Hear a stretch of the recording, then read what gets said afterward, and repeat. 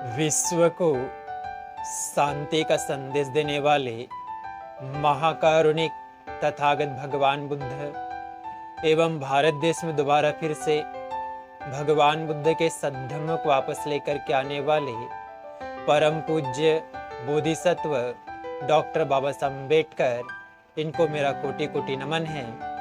आप सभी श्रद्धावंत उपासक एवं उपासिकाओं को मेरा मैत्रीपूर्ण जय भीम।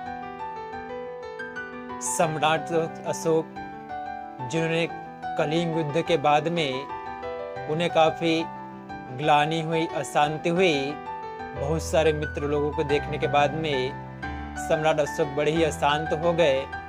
तो उन्होंने भगवान बुद्ध के धम्म को स्वीकारा और भगवान बुद्ध के धम्म को स्वीकारने के बाद में, धम्म के अनुसार आचरण करने के बाद में उन्हें शांति प्राप्त हुई और वो बड़े ही विनम्र हो गए। जब किसी भगवान बुद्ध के भिक्षु को देखते तो हमेशा उन्हें 3 बार अभिवादन करते। एक बार जब सम्राट अशोक अपने राजमहल में सभा कर रहे थे, उस समय एक भंते जी आते हैं।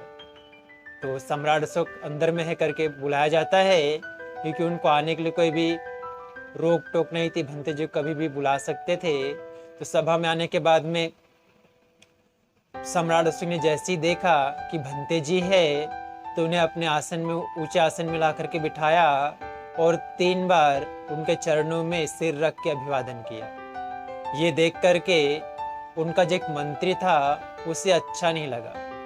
भंते जी के जाने के बाद में वो सम्राट अशोक से कहता है कि सम्राट, आप इतने बड़े सम्राट हो और एक बौद्ध भिक्षु के अभिवादन करते हो, नमन करते हो, ये आपको शोभा नहीं देता। तो सम्राट अशोक में ऐसे ही महान नहीं हुए, वो तो प्रियदर्शी थे। उन्होंने दूसरे दिन सभा का आयोजन किया और अभी अपने सभी मंत्रियों से कहा कि सभी अलग अलग दिशाओं से जहाँ पे किसी प्राणी की मृत्यु हुई हो, किसी को मारना नहीं है, बल्कि जो पहले से मरा हुआ हो उसके सिर को लेकर के आना। तो सभी मंत्री अलग अलग दिशा में भेजा सभी मंत्रियों को, मगर जिस मंत्री ने सम्राट से प्रश्न किया था उसको कहा कि तुम जिस दिशा में जाओगे वहाँ कोई पहले से मरा हुआ कोई व्यक्ति होगा, इंसान होगा, उसके शरीर को लेकर के आना, मनुष्य के शरीर के सिर को लेकर के आना। तो सभी अलग अलग दिशाओं में गए, सभी ने अलग अलग प्राणियों के, जानवरों के सिर लेकर के आए, मगर जिसने प्रश्न किया था मंत्री ने, वो एक शमशान घाट से किसी मृत लावारिस जो लाश थी उसके सिर को लेकर के आया, इंसान के सिर को लेकर के आया। अब सम्राट ने कहा, एक काम करो, इसे बाजार में बेच करके आओ। सभी लोग गए बाजार में बेचने के लिए। तो जो जानवरों के सिर थे वो तो बिक गए, मगर इंसान का सिर था वो नहीं बिका। तो मंत्री आके कहने लगा, सम्राट, ये तो सिर नहीं बिक रहा, क्या करूं?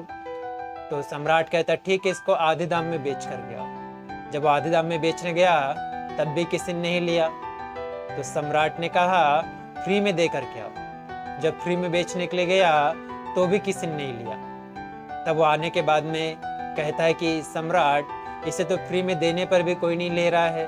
तो सम्राट अशोक कहते हैं, देखा मंत्री, मनुष्य के सिर की कोई कीमत नहीं होती। अगर इस सिर को किसी भंते जी के अरहत के कदमों में रख दिया जाए तो जिससे महानतः धम्म प्राप्त हो जाता है, उसकी तुलना में कुछ भी नहीं है। इसलिए मनुष्य कितने भी बड़ी पोजीशन भी क्यों ना पहुंच जाए, पद में क्यों ना पहुंच जाए, हमेशा उसके व्यवहार में विनम्रता ही होनी चाहिए। इसी में मंगल समाया है, इसी में कल्याण समाया है।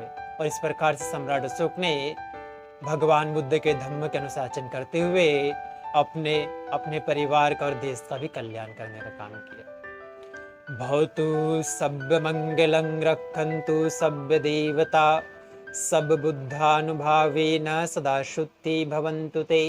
भवतु सब्ब मंगलं रक्षन्तु सब्ब देवता सब धम्मानुभावेन सदा शुद्धि भवन्तु ते।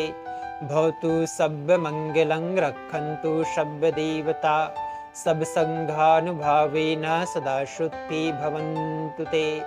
साधु साधु साधु।